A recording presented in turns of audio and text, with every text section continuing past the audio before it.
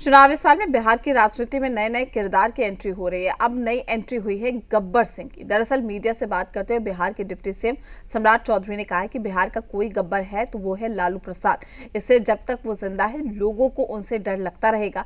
वो तेजस्वी यादव पर खूब भड़के। सम्राट चौधरी से इस बयान पर आरजेडी ने भी जोरदार पलटवार किया। क्या कहा, रिपोर्ट देखिए।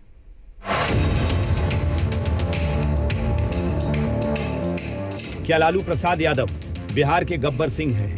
ये सवाल इसीलिए क्योंकि बिहार के डिप्टी सीएम सम्राट चौधरी ने लालू प्रसाद यादव को बिहार का गब्बर सिंह करार दिया है।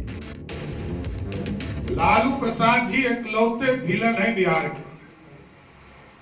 बिहार का गब्बर कोई गब्बर सिंह है, उसका नाम है लालू प्रसाद।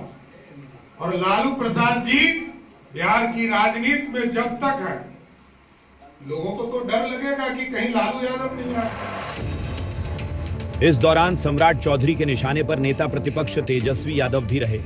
चारा घोटाले का जिक्र कर कलंक की बात कर गए और इस बात का करारा जवाब आरजेडीजेड ने दिया।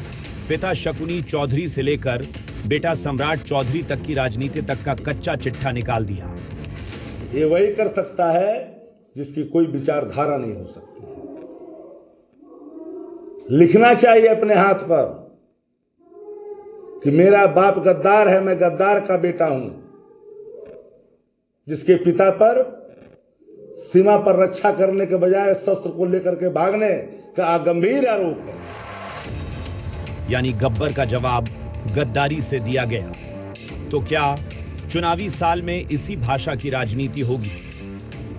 लालू जी और राबड़ी जी का शासन बिहार के राजनीतिक इतिहास पर काले धब्बे के समान है। जंगल राज की उपाधि न्यायालय से मिली और किस तरह से लोगों ने अपराधियों भ्रष्टाचारियों का बोलबाला स्थापित किया, सांप्रदायिक दंगों को बढ़ावा दिया, विकास से बिहार को कोसों दूर लेकर चले गए। जिन लोगों ने भी दीवार फिल्म देखी वो इस बात को अच्छी तरह से जानते हैं कि किस तरह से उस महानायक के पिता को फंसाया गया था।